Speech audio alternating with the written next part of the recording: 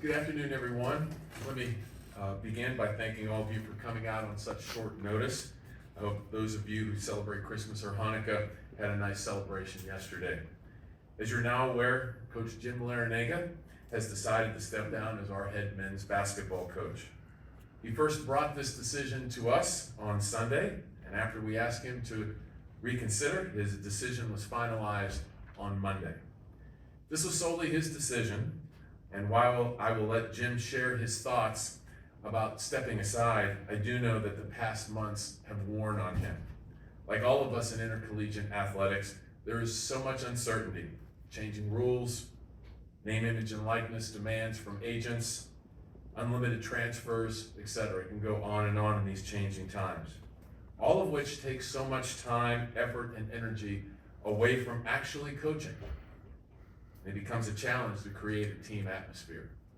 In the past years, we've seen legendary basketball coaches step away from the game. Mike Krzyzewski, Roy Williams, Jay Wright, Jim Boeheim, Mike Bray, and most recently, Tony Bennett. It seems clear to me that coaching in 2024 is a much different profession than it was just a few short years ago. As we shared in the release, the accolades for Jim at Miami are many. The wins, the NCAA tournament appearances, the Final Fours, the Elite Eights, the ACC titles. He's created an incredible resume during his time here in Coral Gables. Jim and his wife Liz's impact on our university, our department, and the Miami community is substantial. They embraced being Hurricanes each and every day. In the coming weeks, we will speak with Jim about potential continued involvement with the university. Also, we plan to celebrate Jim, and we'll let the public and all of you know here when that is finalized. Now, looking ahead, we're excited about Bill Courtney taking the reins for the rest of the season.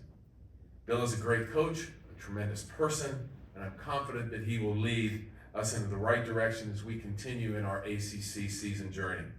I thank him for his willingness to step up. There will be time in the weeks ahead to discuss our search process, but today is about celebrating the winningest coach in the history of University of Miami men's basketball. Finally, please know Jim set a high standard for our basketball program, and the University of Miami is committed to investing in men's basketball. It is a priority and will continue to be a priority within our department and our university. So on behalf of the University of Miami, I want to thank Jim, Liz, Jay, John, their grandchildren, for all that they have done for the Hurricanes. He will always, and they will always, be a part of the Hurricane family. Jim?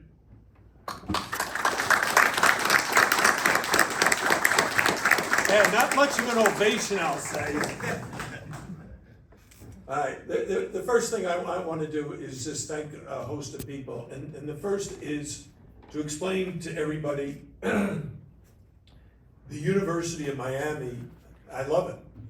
And I want it to be as successful as it can possibly be, not just in basketball, but in everything. I feel like my wife and I were blessed to have the opportunity to come here and work with such great people and such a great community, the Coral Gables community, and such an elite institution. And it begins at the top, and I want to thank our president, Joe Echeverria, or Echeverria. I'm not sure exactly still, Joe, which is correct. You want, Jim.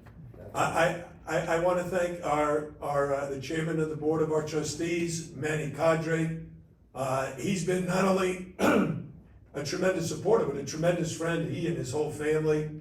Our athletic director, Dan Radakovich, and the support that he showed me when he arrived here a couple of years ago.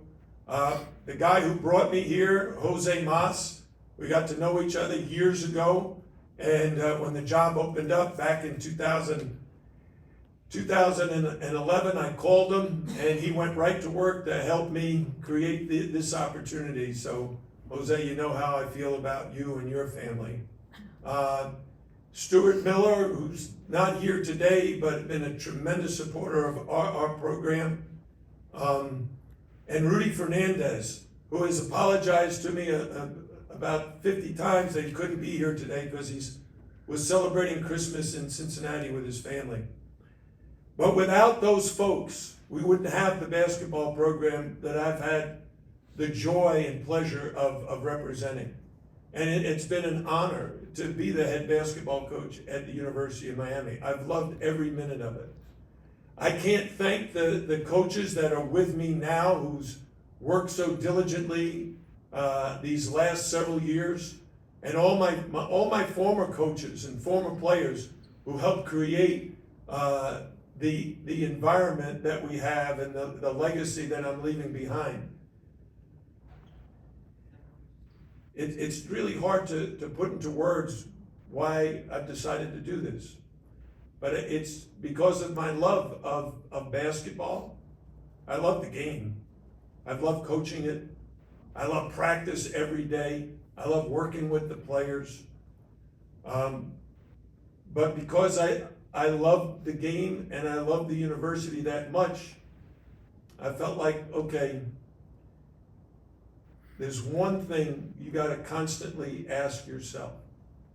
Are you going to give everything you have, the commitment that it deserves, 100% of yourself, physically, mentally, emotionally, and spiritually? And quite frankly, I've tried to do that throughout my life and throughout my time here. But I'm exhausted. I've tried every which way to keep this going. And I know I'm going to be asked a lot of questions, but I want to answer them before I'm even asked.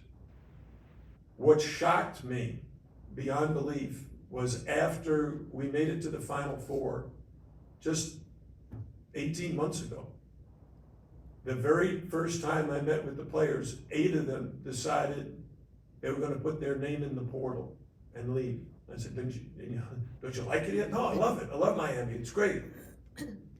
But the opportunity to make money someplace else created a situation that you have to begin to ask yourself as a coach, what is this all about?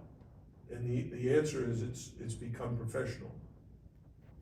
But it's been my philosophy and the way I've approached this game is about teaching, coaching, developing relationships with young kids, and trying to help them develop and prepare them for life when they're no longer playing basketball.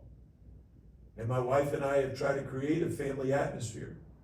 I've always felt I'm an ambassador of the university. Wherever we go, we represent the University of Miami, and it's all about the U. So I'll be glad to answer any questions, but I thank everybody for coming, my players, my coaches, and all of you, the people who have made this job so special. So, thank you.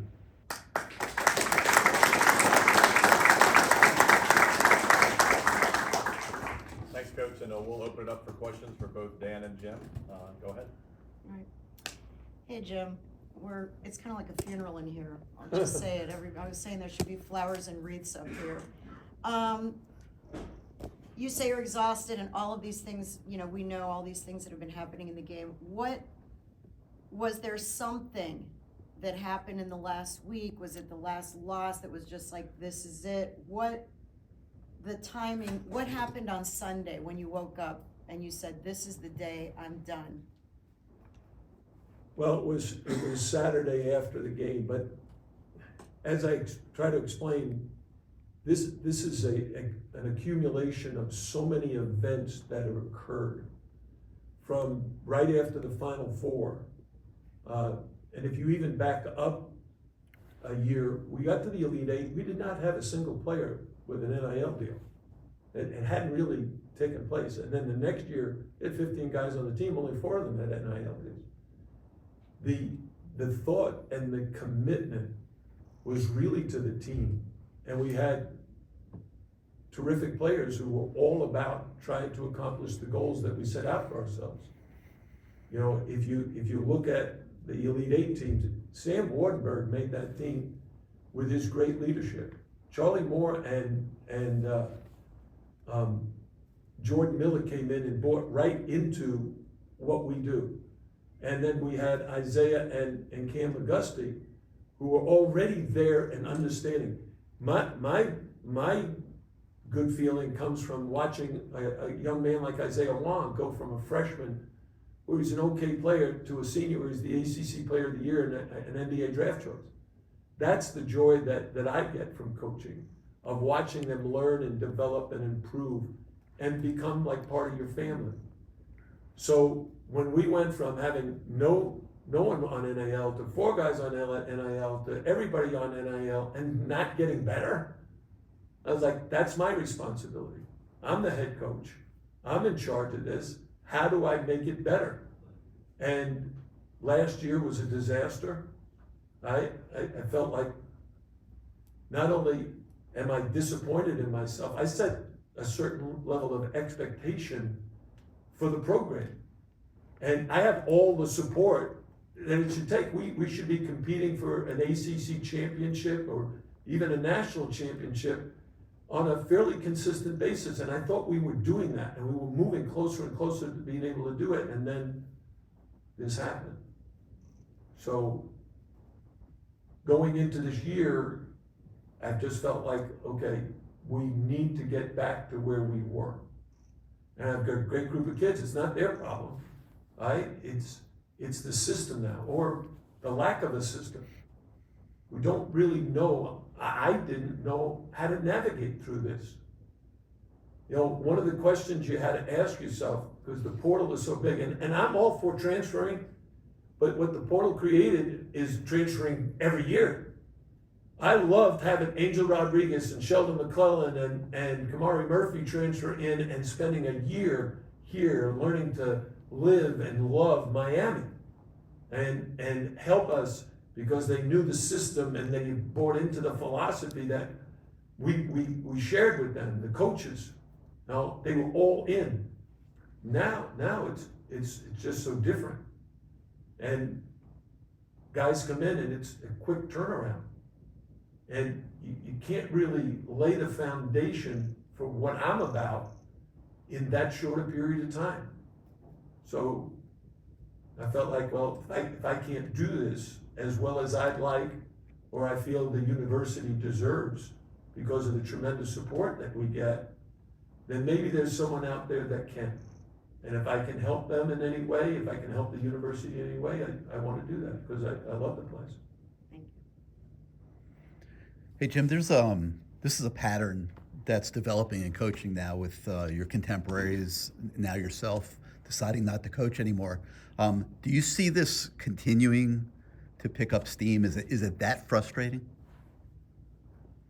You know, I can only speak for myself. You know, every coach has his own professional way of looking at things, personal way of looking at themselves. You know, I've had the honor of coaching at 3 different Division I institutions, Bowling Green, George Mason, and Miami.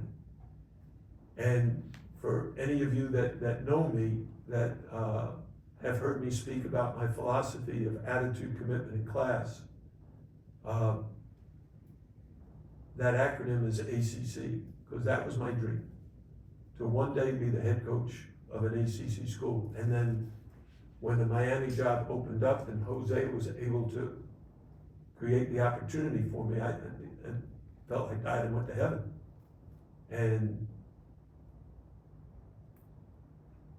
my wife and I, our children, we wanted to build a community. We started with a summer basketball camp.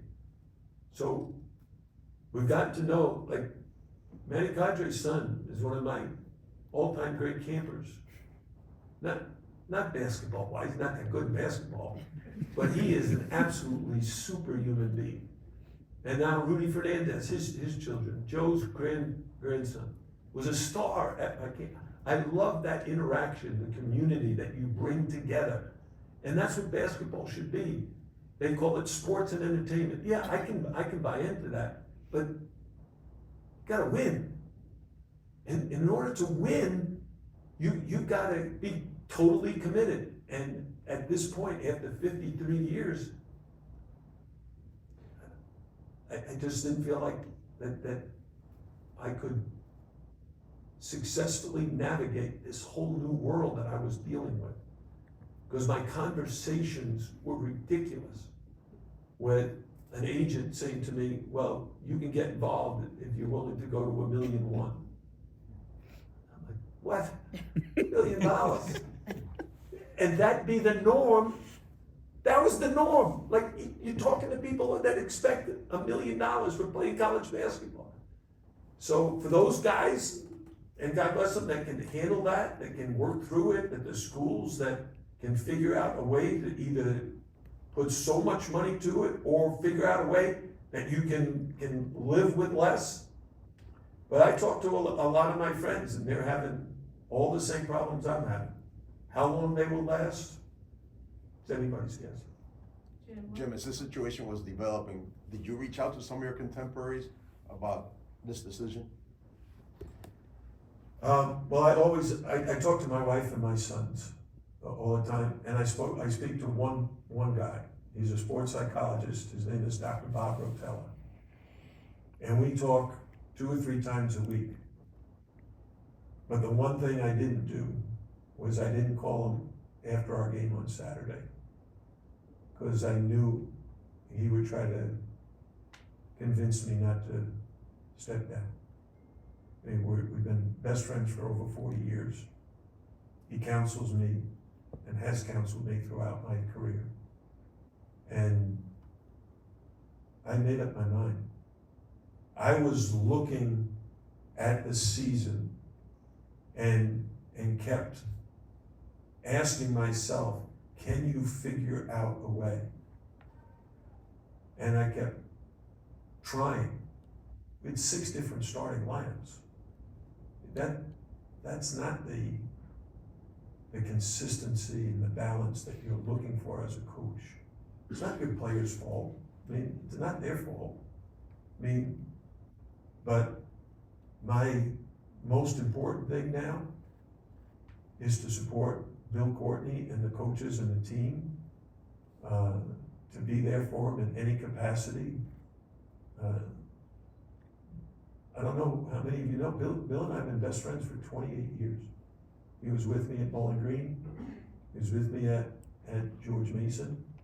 And then I was absolutely thrilled when he decided he'd come and help me with our program.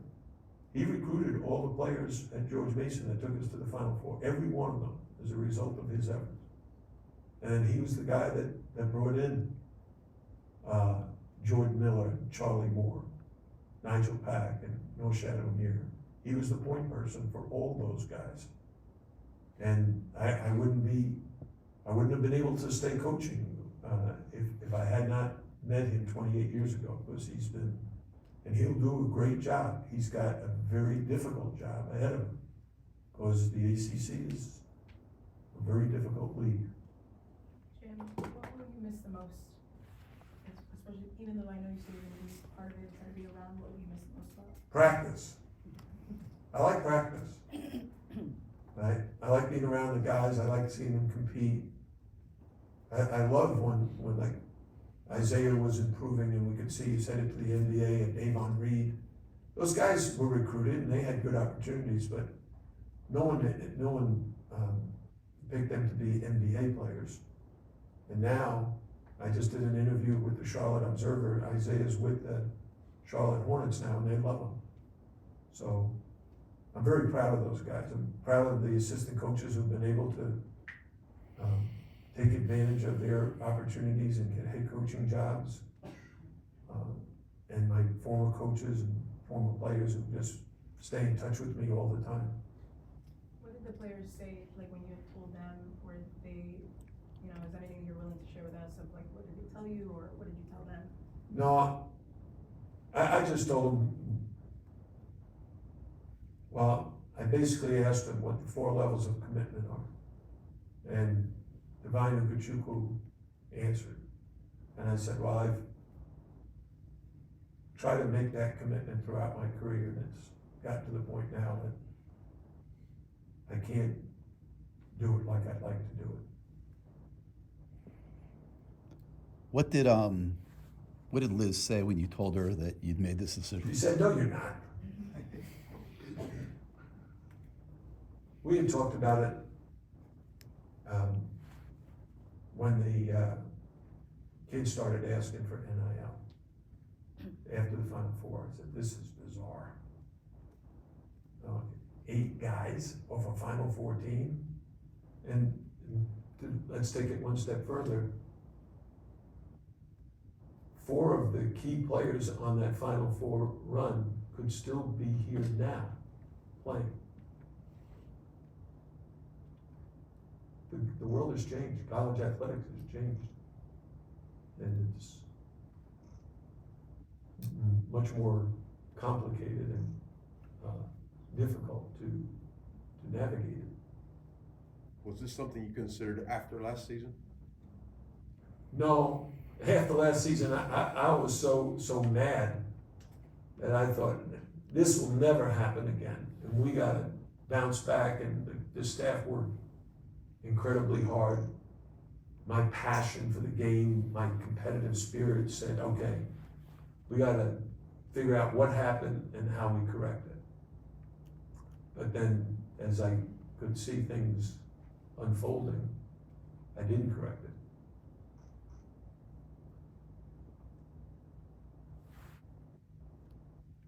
Any other questions for Jim and Dan? Coach, how much will you miss those basketball camps, like you mentioned? I'm a former camper myself. You are? Yes, sir. Yeah. Do you like camp? Of course, yes. Yeah. One thing you always mention when the kids would warm up, they would be shooting threes, and you told us all, you should start form shooting, layups. And so, you've seen how the game evolves now with so many threes. Yeah. You still shoot threes now? Absolutely, but I form shoot first, I think. Well, at least you listen to me. These guys in the back, they don't listen to me. They go in and start jacking up threes immediately. But again, I love camp because it's teaching. It's working with young kids. And we've had great relationships that were developed from camp. Right, Adam? Buggy? There's one of my campers right there. Right? Who you develop relationships, friendships, and you care about them and they care about you. And it's what life's all about, developing relationships. I have another one. Michelle, Yes, wait a minute, did you cancel your vacation or just postpone it or what? You told me you were going on I vacation? am officially on vacation today. Thanks for ruining it. No, I'm just kidding. I'm leaving out of the country tomorrow, so you Okay. timed it just perfect. I'm wondering, kind of piggybacking a little bit on what Gary said, but what do you think is gonna happen to college basketball in the state that it's in, and what do you think that maybe players, like even in the NBA, players sign contracts in professional sports where at least have to stay a number of years, 2 years, 3 years, whatever. What do you think could be done maybe to, you love the game so much, you see that it's deteriorating in a way because of all this. What's a way that players could still get the money they deserve, but also coaches be able to develop players over a period of time? Is there a way to do it? Well, I don't know if you remember on our run to the Final Four, people all making a big deal about the, one of the NIL deals that one of our players got. And I said, yeah, well, that's gonna be the new normal now, and it's just gonna get either better or worse depending on how you look at it. My thought originally, and this goes back 20 years, is that these kids are students. They're not allowed to have what you would call work study, what like the normal student can come in and get a job. And my answer was we should make it like work study. They're gonna put in 20 hours a week in their sport. Let's pay them a reasonable salary, make it professional and make it transparent. Right now, there's no transparency. One of the difficult things, I feel like I'm an honest guy. So if I'm talking to someone, I hope they're telling me the truth. And in many situations, the person would tell you something and you find out later, no, that's not really accurate. And you don't know. You don't know who's telling the truth. There's no transparency. If someone tells you, oh, I've been offered $1 million, what would you offer me? Well, you've been offered $1 million? Man, you better take that, right? Because that's ridiculous, $1 million to play college basketball, right? And then you find out he was offered 100,000. You know, when there's no transparency, there's no professionalism in the sport. It's a pro sport now. You have to have a pro mentality and you have to have a pro system in place to deal with all of it. If we're gonna have agents, if we're going to be paying substantial amounts of money, then there needs to be some accountability for that. That's one of the things that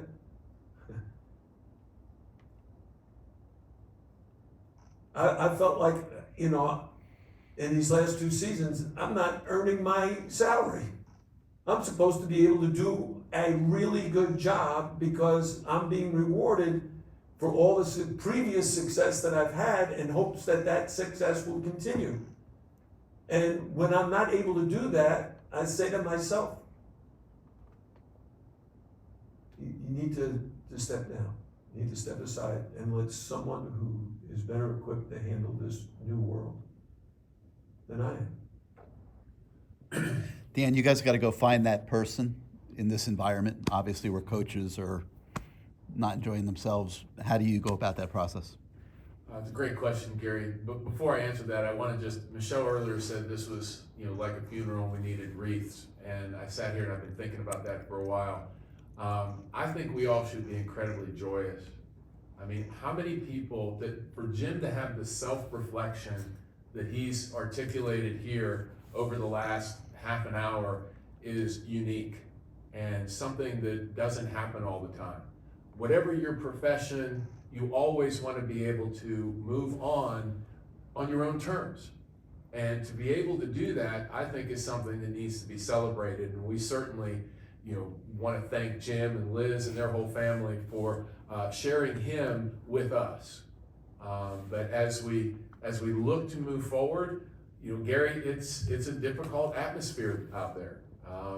The lack of what Jim was just talking about, no collective bargaining, no limited antitrust exemption, all the things that you talk about and hear about in intercollegiate athletics has led to the symptoms that Jim just talked about.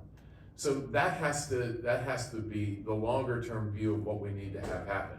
Will that occur before we need to move forward and conduct a national search? I highly doubt it. So we're going to be looking at the attributes that the University of Miami can provide to a potential coach, looking at obviously playing in the Atlantic Coast Conference, which is an incredible basketball league, and making sure we put our best foot forward to get someone that can come in, be a part of the community, part of the university, but at the same time, feel like they have the ability to navigate this world and the changing world that we're in. And what was the first thing, what did you tell Jim when he told you of, this decision? Were you trying to reel him back in, or you just respected that he came to you with this decision? Well, of course, my admiration for Jim and our basketball program, I certainly asked him to reconsider, talk through a number of items. But as I was going through my little spiel, I could tell that maybe this mind was already made up. But I felt like I had to do it. And it was important for me to do that. But certainly respecting the decision that he made and allowing us to be in the position that we are, the great history that he's brought here to the University of Miami lays a great foundation for us to move forward. Jim and Dan, if you were on a committee to regulate NIL, what would your first suggestions be? Oh gosh, this is only a short press conference, so we won't get into all of that. There's a number of different ways to go, but I think first and foremost we have to be able to look at some form of, as Jim just talked about, the collective bargaining, the contracts, the if this then that. That's how professional athletics works, and I think right now we're in that world, and we want to make sure well, I shouldn't say that we have a foot in that world, but we're not completely there. okay? Whether it's basketball or football and transfer portal windows and timing and all the rest of that, just are completely different and very difficult for coaches to create that team atmosphere that I know Jim loved to do, and many coaches around the country are really wanting to have happen. So we need to change some of those rules. There's a lot of people around the country looking to try to make that happen, both in intercollegiate athletics and interestingly in Congress and Washington DC, to help try to make that happen, because it certainly may need some type of governmental intervention for it to happen. Thank you. Jim, what's next for you? Before I answer that question, I would like to read a poem. It's a meaningful poem to me, and I'd like to share it with you because it'll give you a little indication about how I feel. It's from a philosopher named L.P. Jacks, who was a philosopher in the 1930s. The master in the art of living draws no distinction between his work and his play, his labor and his leisure, his mind and his body. He hardly knows which is which. He simply pursues his vision of excellence through whatever he is doing and leaves it up to others to decide whether he is working or playing. To himself, he's always doing both. And that's basically been my life. I love coaching. I've loved doing what I do. I want to stay very heavily involved with the university in whatever capacity they see fit. Not moving from Coral Gables, that's for darn sure, because this place is awesome. And the university has been so kind and generous to me and my wife. We owe it to them to do whatever we can to help get the basketball program back on its right footing. Would you consider, you've always sort of considered yourself a professor of life and Yeah, you've had basketball. me in as a guest speaker. That's How did I right. do when I That's was right. there? Good, that's why I'm wondering, do you think I you'd love like to be, teaching. would You you know, like to be a part-time professor maybe? I think I've always been a professor. Just basketball's been my subject, my topic. I mean, these guys I talk to them about history, geography. I've quizzed them on things that I don't think many coaches would even consider a topic that you should bring up to your basketball team. We've tried to make them more worldly. We took them to a Broadway show last year, to Hamilton, one of the great shows all the time. They hated it. I mean,